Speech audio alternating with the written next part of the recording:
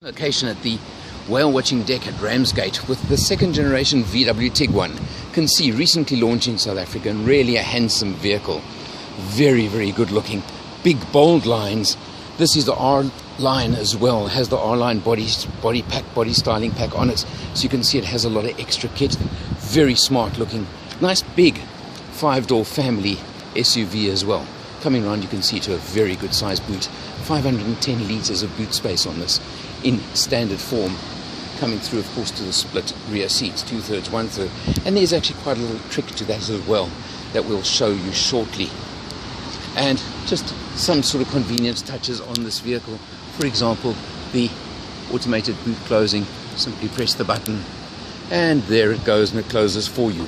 This is the 1.4 TSI version, so it's the 1400 turboed engine, familiar to VW of course.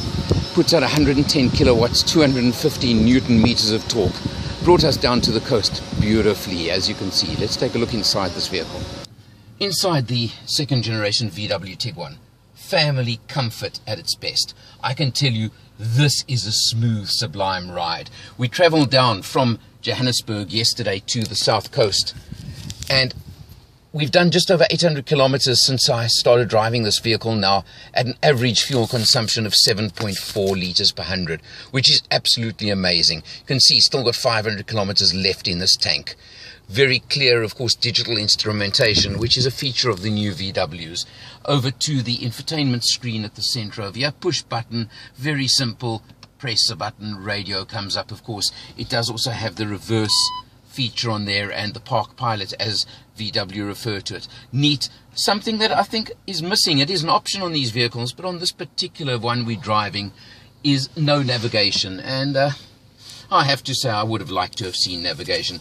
Very neat instrumentation. In the center you've of course got your climate control dual zone, works very well, very comfortably, down to what has to of course be one of VW's strongest points, their DSG gearbox, the automatic double clutch gearbox, the 6-speed version in this vehicle over here, and the park brake over here, the electronic brake, and you do have a stop start system over here as well. And in fact on this engine VW have engineered it now that it also has a cylinder cutout system, so if you're in traffic or in certain conditions it will actually automatically cut out 2 of the cylinders in the interest of saving fuel for you.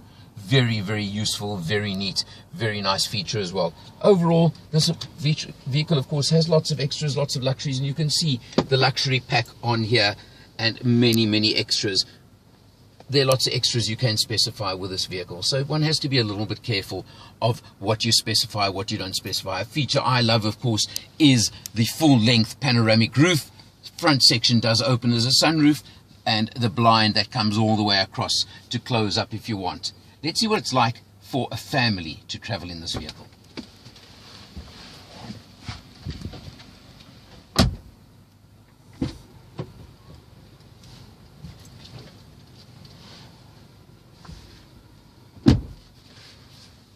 Well, moving into the back seat of the second generation Tiguan, you can see the front driver's seat is set for me. I've certainly got room to stretch out over here. Plenty of space. Something that I've just set to show you that is an interesting feature is the Tiguan does allow you to adjust the positioning of the rear seats. I've got the big section set as far forward as it goes, and I've got the section where I'm sitting at its rearmost position.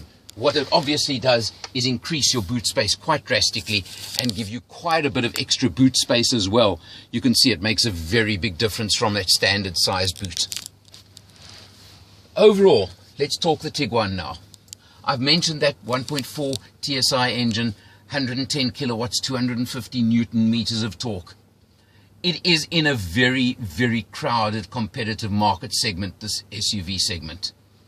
Price-wise, well, they start at 457,000 Rand for the DSG version. What it'll end up with will depend on the extras that you want to specify. You can add, if you go the whole hog with it, up to 100,000 Rands worth of extras. So you've got to be very careful which boxes you tick and which boxes you don't tick on a vehicle like this.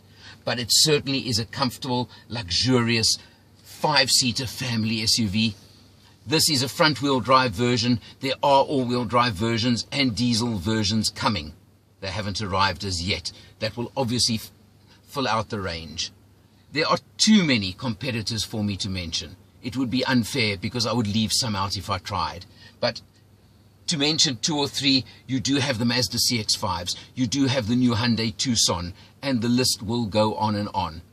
If you're looking for a family SUV, one that obviously has reliability, has reputation, then you know that the VWs have that.